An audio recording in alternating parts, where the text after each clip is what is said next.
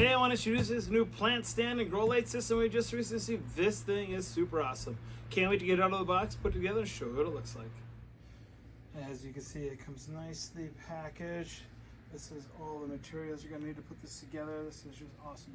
All the tools, the hardware, screws, nuts, everything is in here.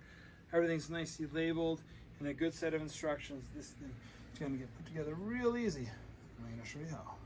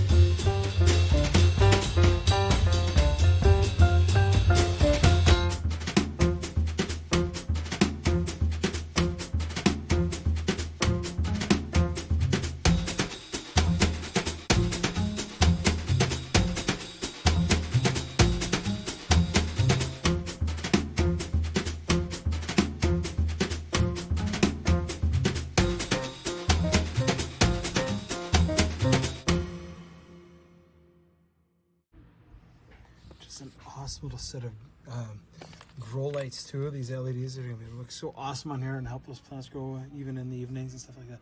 Can't wait to get these things hooked up.